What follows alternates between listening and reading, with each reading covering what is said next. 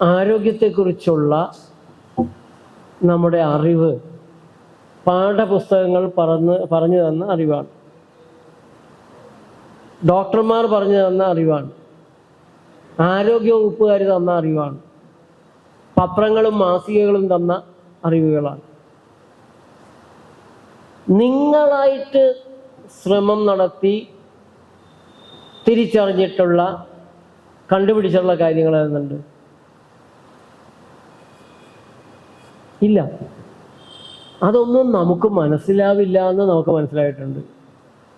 അതൊക്കെ ഭയങ്കരമായിട്ട് പഠനം നടത്തിയ 5-5.5 കൊല്ലമൊക്കെ പഠിച്ച ഡോക്ടർമാർക്കേ മനസ്സിലാവുകയുള്ളൂ എന്നാണ് നമ്മുടെ ഒരു ധാരണ. അതുകൊണ്ടാണ് നമ്മളിങ്ങനെ ആകെ ആശയക്കുഴപ്പത്തിലായിട്ടുള്ളത്.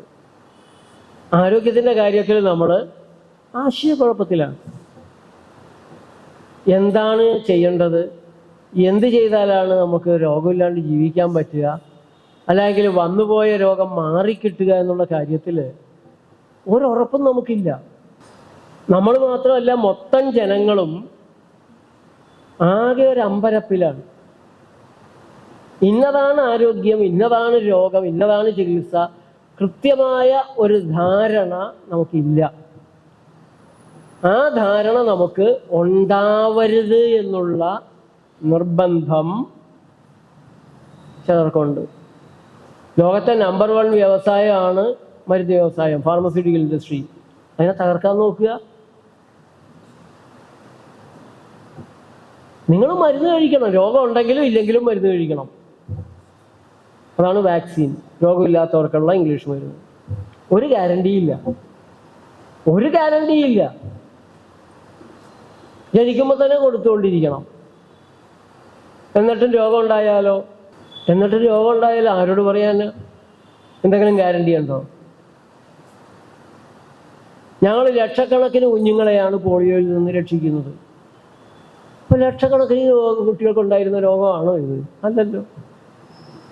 വിരലിലുണ്ടാവുന്ന കുട്ടികൾ, അത് പോഷകം ശരിയായതോടുകൂടി വളരെ കുറഞ്ഞു. DDT തുടങ്ങിയിട്ടുള്ള ആദ്യകാല പാഷാണങ്ങൾ നിരോധിച്ചപ്പോഴും കുറേ കുറഞ്ഞിട്ടുണ്ട്.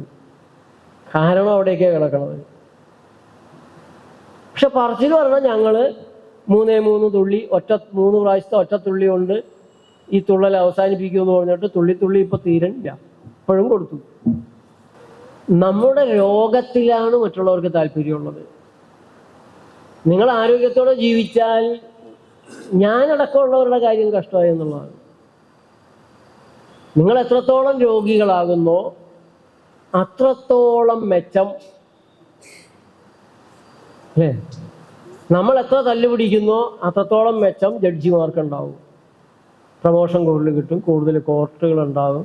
മജിസ്ട്രേറ്റുമാർക്കും ജഡ്ജിമാർക്കും പുരോഗമനം ഉണ്ടാകണമെങ്കിൽ നമ്മളെല്ലാം 1-2 വീതം കേസുണ്ടാക്കണം. ജയിലിൽ ഉദ്യോഗസ്ഥന്മാരുടെ താല്പര്യം എന്താ? തടവുകാർ കുറഞ്ഞായിരിക്കണം അതോ കൂടിയിരിക്കണമെന്നാണോ? കൂടിയിരിക്കണം. എന്നാലേ ഞങ്ങളുടെ സംഘടനയിൽ കൂടുതൽ ആളെ ചേർക്കാൻ പറ്റുള്ളൂ. പിന്നെ ജയിലിലൊരു പർച്ചേസിങ് ഓഫീസറുണ്ട്. അയാൾ പുറത്തിറങ്ങി കാണണം, മീനും കാണണം, ഒക്കെ മേടിച്ചുകൊണ്ട് വരും. കൂടുതൽ ആളുണ്ടെങ്കിൽ കൂടുതൽ മേടിക്കാം. അപ്പോൾ കൂടുതൽ കമ്മീഷൻ കേസിൽ കിടക്കും. ജയിലിലെ തടവുകാർക്കുള്ള വസ്ത്രം തയ്ക്കുന്ന തയ്യൽക്കാരൻ്റെ ചിന്ത എന്താ? കുറച്ച് കുറ്റവാളികൾ സമൂഹത്തിലുണ്ടായാൽ മതി, ജയിലിൽ കുറച്ചാൾ മതി എന്നാണോ? നിങ്ങളെയൊക്കെ കാണുമ്പോൾ അവൻ്റെ ഒരു ചിന്ത, ഇവർക്ക് എന്തെങ്കിലുമൊക്കെ കുറ്റം ചെയ്തിട്ട് ഇങ്ങോട്ട് ജയിലിലോട്ട് വന്നുകൂടെ? കുറേ ആളുകൾ ജയിലിലേക്ക് വന്നു കഴിഞ്ഞാൽ കൂടുതൽ ആളുകൾക്കുള്ള തടവുകൾക്കുള്ള വസ്ത്രം തയ്ച്ചുകൂടെ? വാഹന കമ്പനികളുടെ ചിന്ത എന്താ? അവരുടെ വാഹനങ്ങൾ ഏറ്റവും സേഫായിരിക്കണം, ഇടിക്കരുത്, ഇടിക്കാതെ സുഖമായിട്ട് ഓടണം, ആളുകൾക്കൊന്നും ഒരു കുഴപ്പവും പറ്റരുതെന്നാണോ? ഈ വർക്ക്ഷോപ്പുകാരുടെ മുഴുവൻ താല്പര്യം എന്താ? വണ്ടി ഇടിച്ച് പൊളിയണം. അപ്പോൾ വാടാനപ്പള്ളിയിൽ ഒരാൾ ചാടി എഴുന്നേറ്റ് പറഞ്ഞു, സാറേ ഞങ്ങൾക്ക് അങ്ങനെ ആഗ്രഹമില്ല. പിന്നെ എങ്ങനെയാണോ ആഗ്രഹമുള്ളതെന്ന് ചോദിച്ചു. സാറേ ഇടിക്കണമെന്നേ ആഗ്രഹമുള്ളൂ, ഇടിച്ച് തവിടുപൊടിയാകണമെന്ന് ആഗ്രഹമില്ല. ഞാൻ ചോദിച്ചാൽ അതെന്താണോ? അല്ല സാറേ, തവിടുപൊടി ആയിക്കഴിഞ്ഞാലേ ഇൻഷുറൻസുകാർക്ക് ടോട്ടൽ ലോസ് എന്ന് പറഞ്ഞ് ഞങ്ങൾക്ക് കൊടുക്കാൻ വേണ്ടി. എന്നിട്ട് ആളുകൾ പുതിയ വണ്ടിക്കേ പോവുള്ളൂ. ഇടിക്കണമെന്നേ ഞങ്ങൾക്ക് ആഗ്രഹമുള്ളൂ. അപ്പോൾ ആളുകൾ ഞങ്ങളുടെ അടുത്ത് കൊണ്ടുവരും. നമ്മൾ കരുതുന്ന ഒരു ലോകമല്ല ഇത് എന്നുള്ളത് നമ്മൾ ആദ്യം അടിവരയിട്ട് തിരിച്ചറിയണം. അതിലേറ്റവും കൂടുതൽ ചതി നടക്കുന്നത് ആരോഗ്യ മേഖലയിലാണ്. ബാക്കിയുള്ളതൊക്കെ പോടാന്ന് പറഞ്ഞ ആളുകൾക്ക് വേണമെങ്കിൽ കേസ് കൊണ്ടുപോയി ഒത്തുതീർപ്പാക്കാം. കോടതിക്ക് വലിയ നഷ്ടമാണ്, വക്കീലന്മാർക്ക് വലിയ നഷ്ടമാണ് ഒരു കേസ് ഒത്തുതീർപ്പാക്കി പോവുക എന്ന് പറഞ്ഞാൽ. ഓരോ കേസും ചുരുങ്ങിയത് 3 ലക്ഷം രൂപയുടെ ബെനഫിറ്റാണ് വക്കീലന്മാർക്കും ജഡ്ജിമാർക്കും. ജഡ്ജിമാർക്കിപ്പോൾ നേരിട്ട് കാശ് കൊടുക്കുന്നൊന്നും അല്ല ഞാൻ പറയണത്. ഈ കേസുകളുള്ളത് കൊണ്ടല്ലേ കോടതികൾക്കൊരു പ്രാധാന്യം. പിന്നെ തിരുവനന്തപുരത്ത് ഹൈക്കോടതിയുടെ ബെഞ്ച് വേണം. അങ്ങനെ ഒരു പുരോഗമനം. ഹൈക്കോടതിയൊക്കെ എത്രയാണ് പൊങ്ങിയിരിക്കണത്. കേസുകളുമായിട്ട് ആളുകൾ പോകുന്നില്ല എങ്കിൽ, ആളുകൾ തമ്മിൽ തന്നെ പ്രശ്നങ്ങൾ പരിഹരിക്കുകയാണെങ്കിൽ, അപ്പോൾ അതൊക്കെ നമുക്ക് വേണമെങ്കിൽ വേണ്ടാന്ന് വയ്ക്കാം, അല്ലെങ്കിൽ ഒത്തുതീർക്കാം. പക്ഷെ ആരോഗ്യത്തിൻ്റെ കാര്യത്തിൽ എന്തോ ഒത്തുതീർപ്പാ? എന്താ വേണ്ടാന്ന് വയ്ക്കാൻ പറ്റുക? ആരോഗ്യമുള്ളപ്പോൾ മാത്രമാണ് നമുക്ക് ഒരഹങ്കാരമുള്ളത്. രോഗിക്ക് എന്ത് അഹങ്കാരം? കയ്യും കാലും അനക്കാതെ തളർന്ന് കട്ടിലിൽ കിടക്കുന്ന രോഗിക്ക് എന്തോന്ന് അഹങ്കാരം? അല്ലെങ്കിൽ പറയും, തളർന്ന് കിടക്കുന്നതിൻ്റെ തലേദിവസവും പറഞ്ഞു, ഞാൻ ജീവിച്ചിരിക്കുന്നിടത്തോളം കാലം നിന്റെ ദേഹത്തൊരു പൂഴി മണ്ണ് പോലും ഒരാൾ വിടൂല. അമ്പടാ ഞാനേ. പിറ്റേ ദിവസം രാവിലെയാണ് സ്ട്രോക്ക് കൊണ്ട് തളർന്നത്. എവിടെയുണ്ട് അഹങ്കാരം?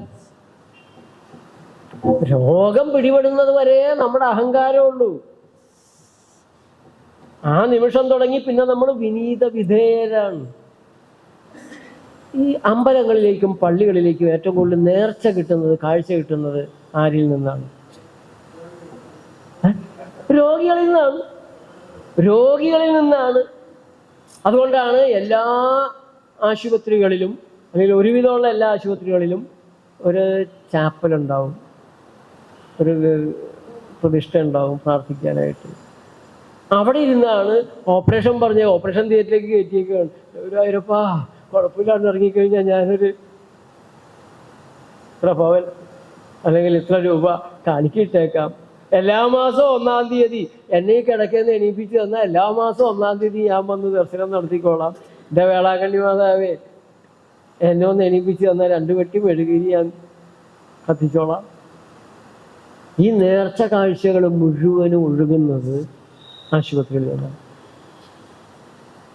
ഏറ്റവും കൂടുതൽ ആധാരങ്ങൾ പണയത്തിലാകുന്നത് ആരുടേതാണ്?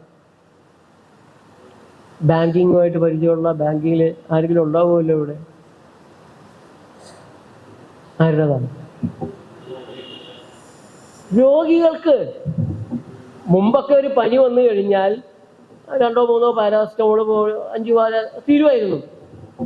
കൂടി വന്ന 500 രൂപയുടെ ചിലവേ ഉണ്ടായിരുന്നുള്ളൂ ഒരു 10 കൊല്ലം മുമ്പ് വരെ.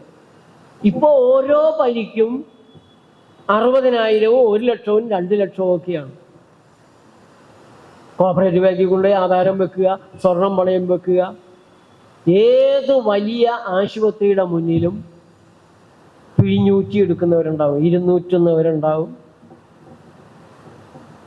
സ്വകാര്യ പണമിടപാട് സ്ഥാപനങ്ങളുടെ ഓഫീസുകളും മരുന്ന് കടകളുമാണ് മെഡിക്കൽ കോളേജിൻ്റെയും മറ്റ് ആശുപത്രികളുടെ എല്ലാം ചുറ്റിലും ഇരിക്കുന്നത്. ആളുകളുടെ കുടുംബ ബജറ്റ് താളം തെറ്റിക്കുന്നത്. അത് TV എടുത്തിട്ടുണ്ടാവും, കാർ എടുത്തിട്ടുണ്ടാവും, വീടിനുണ്ടാവും, അതൊക്കെ കണക്കുണ്ട്. അതൊക്കെ ഇങ്ങനെ അടച്ചു പോകാം. പക്ഷെ പെട്ടെന്ന് കയറി വരുന്ന കുട്ടിയുടെ ഒരു രോഗം, ഭർത്താവിൻ്റെ രോഗം, ഭാര്യയുടെ ഒരു രോഗം, അല്ലെങ്കിൽ ഒരു ചെറിയ ആക്സിഡൻറ്റ്, അതോടെ ആ കുടുംബത്തിൻ്റെ താളം തെറ്റി, ബജറ്റ് തകർന്നു. അപ്രതീക്ഷിതമായിട്ടുണ്ടാകുന്ന താങ്ങാനാവാത്ത ചെലവുകളാണ്. വെറുതെ അല്ല കിംസിൽ $4,000 കോടി, 4,000 കോടി രൂപ ഒരു വിദേശ കമ്പനി നിക്ഷേപിച്ചത് നിങ്ങൾ പത്രത്തിൽ വായിച്ചിട്ടുണ്ട്. ബേബി മെമ്മോറിയൽ കോഴിക്കോടുള്ള ആശുപത്രിയിൽ 2,000 കോടിയാണ്. 1,500-2,000 കോടി മുടക്കിയാണ് ഉണ്ടാക്കി വെച്ച് നടത്തിക്കൊണ്ടു പോകുന്നത്. അതിനാണ് 4,000 കോടി കൂടെ ഒരു വിദേശ കമ്പനി ഇൻവെസ്റ്റ് ചെയ്യുന്നത്. വിദേശ കമ്പനികൾ ഇൻവെസ്റ്റ് ചെയ്യുക എന്ന് പറഞ്ഞാൽ അതിൻ്റെ 100 ഇരട്ടിയായി തിരിച്ചു വരുമെന്ന് കൃത്യമായി ഉറപ്പുള്ളത് കൊണ്ട് മാത്രമാണ് അവർ ഇൻവെസ്റ്റ് ചെയ്യുക. അപ്പോൾ ഏതടിസ്ഥാനത്തിലാണ് കേരളത്തിൽ നിങ്ങളെ കൂടെ കണക്കിൽ കൊള്ളിച്ചിട്ടാണ്? കാരണം നേരത്തെ തന്നെ ഇവിടെ നിന്നുള്ള കണക്ക് മുഴുവൻ കിട്ടിയിട്ടുണ്ട്. കേരളത്തിൽ കൂടിക്കൊണ്ടിരിക്കുന്ന രോഗം ഏതാണ്, അതിനാളുകൾ കഴിക്കുന്ന മരുന്നുകൾ ഏതൊക്കെയാണ്, പോകുന്ന ആശുപത്രികൾ ഏതൊക്കെയാണ്, ഇതെല്ലാം നമ്മുടെ സർക്കാർ തന്നെ സ്പ്രിങ്കളും ഒക്കെ ആയിട്ട് കൊടുക്കേണ്ടിടത്തൊക്കെ വിറ്റ് കാശാക്കിയിട്ടുണ്ട്.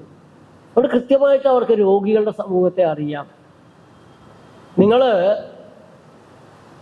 ഇൻ്റർനെറ്റിൽ സെർച്ച് ചെയ്യുന്നത് ശാസ്ത്രീയ സംഗീതം അഭ്യസിക്കുന്ന ക്ലാസ് ആണെങ്കിൽ തുരുതുരാ നിങ്ങൾ ഒരെണ്ണം നോക്കിയാൽ മതി, തുരുതുരാ നിങ്ങൾക്ക് ശാസ്ത്രീയ സംഗീതം കിട്ടി.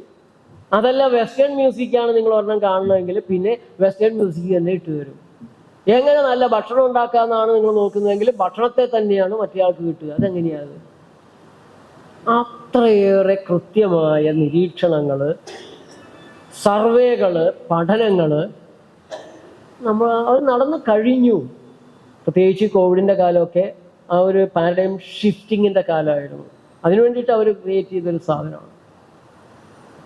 ആർട്ടിഫിഷ്യൽ ഇൻ്റലിജൻസ് വഴി നിങ്ങൾ എന്ത് ചിന്തിക്കുന്നു, നിങ്ങൾ ഫോണും വെച്ചുകൊണ്ട് പറയുന്നൊരു കാര്യം അടുത്ത നിമിഷങ്ങൾ തുടങ്ങി നിങ്ങളുടെ മൊബൈലിലേക്ക് വന്നുകൊണ്ടിരിക്കും. അതുവരെ ശ്രദ്ധിക്കാനുള്ള കഴിവുകളാണ്. അപ്പം നമ്മൾ ഏത് രോഗം നമുക്ക് വരണം,